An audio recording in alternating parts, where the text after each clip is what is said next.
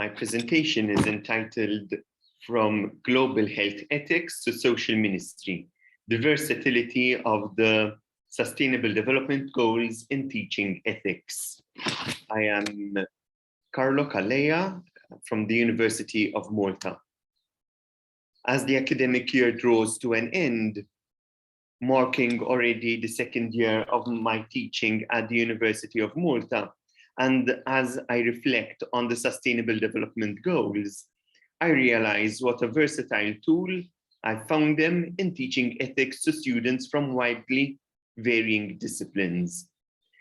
By way of introduction, I'd like to introduce myself. I am a Catholic priest from Malta with a background in the health sciences before pursuing studies in philosophy and theology.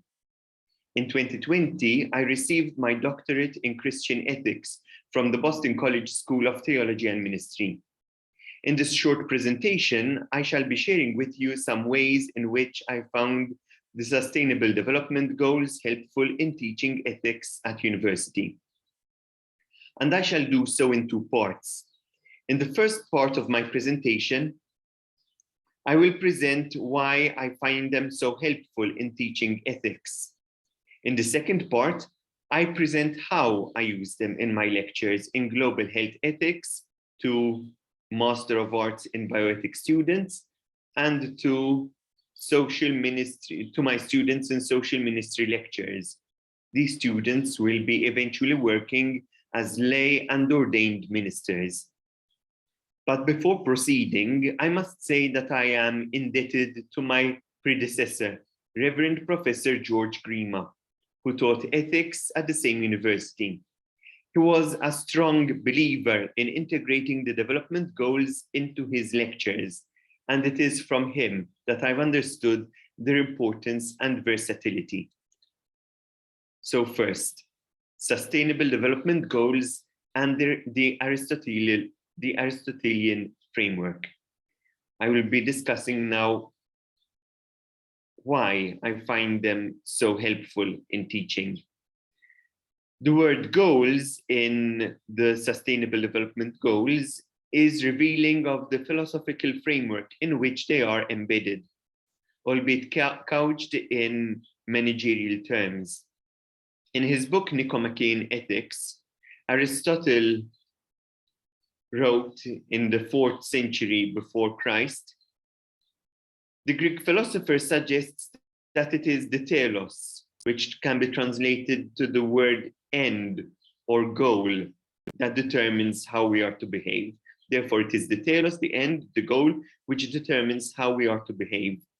It is by understanding how we are to behave that we can deduce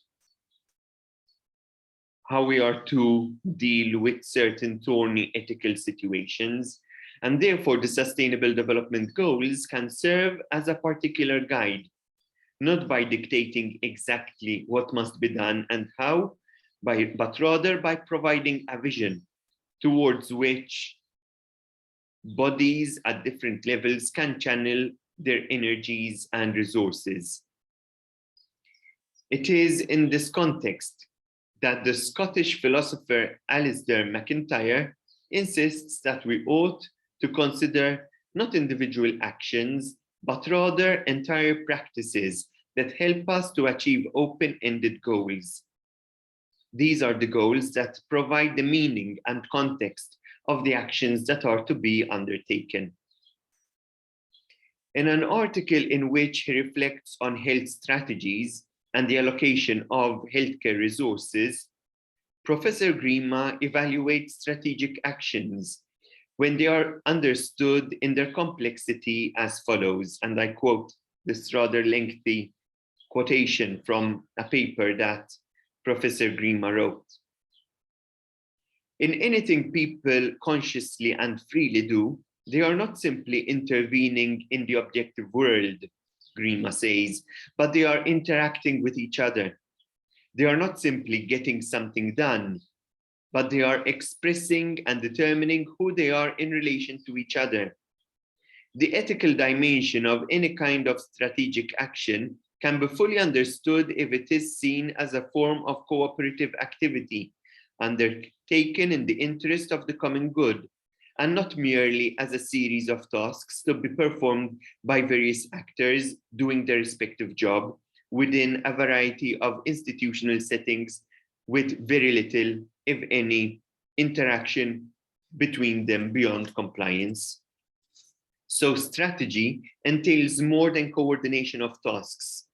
As a form of human activity, it shares in the basic characteristic of human action as communicative action in and through which people seek to relate with each other in a meaningful way.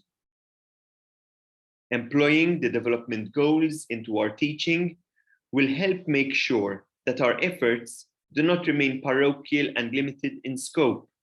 Rather, they help ensure that any action that is undertaken contributes to a goal in a concerted way. And now in the second part of my presentation, I'd like to speak about how I actually use the Sustainable Development Goals in my study units. And first, I'll be describing how I use the goals in global health ethics, which is one of the topics that I teach. The reality of globalization, as well as the greater awareness of the increasing gap between the haves and have-nots, has shifted bioethics from a largely theoretical discipline of interest only to medical doctors in their bedside dilemmas to a much broader discipline of interest to practically everyone. In a study unit entitled Priority Setting, Justice and Resource Allocation in the MA in Bioethics program of studies, together with my students, most of whom hail from a medical background, we explored the challenging task of allocating scarce healthcare resources. One example where the Sustainable Development Goals come in helpful is in the so-called social determinants of health model. Over here you have the diagram of the social determinants of health model. This model helps public health officers to devise more cost-effective strategies by addressing the social causes of medical conditions rather than by treating these diseases when they actually occur. For instance, it is much more effective in the long run to address the socio-economic factors that are responsible for lung cancer, such as decreasing pollution or educating about tobacco use, rather than focusing only on treating lung cancer, asthma, and chest infections. In fact, most of the 17 global goals coincide with the socio-economic factors. For example, for lung cancer, these would include the goals such as the third goal, good health and well-being, the 8th goal, decent work and economic growth, and the 11th goal, sustainable cities and communities. A second example in which I explore the Sustainable Development Goals together with my students is by referring to the capabilities approach. According to this approach, developed by Indian Nobel laureate and economist Amartya Sen, for good health to be achieved, it is not enough to have state-of-the-art hospitals. For instance, if one lacks the ability to reach this hospital, it would be useless to have such a hospital. Therefore, the Sustainable Development Goals help keep the wide perspective needed for a more comprehensive understanding of the health and a better use of the scarce resources that surround it.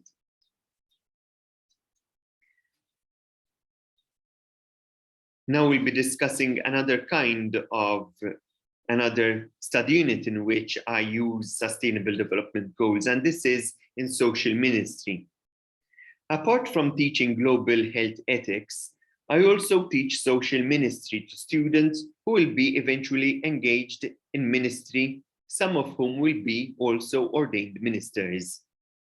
This study unit, entitled Social Ministry in a Global Perspective, is based almost entirely on the development goals. After considering why service to the poor is so important to the mission of the church, a ministry which we use the technical word diakonia for, diakonia meaning service in Greek. Together with my students, we explore ways in which this can be done. If the development goals are not taken into consideration, there is the risk of mission being reduced to the charity model, which is not only paternalistic, but also small scale. It is limited in its effect.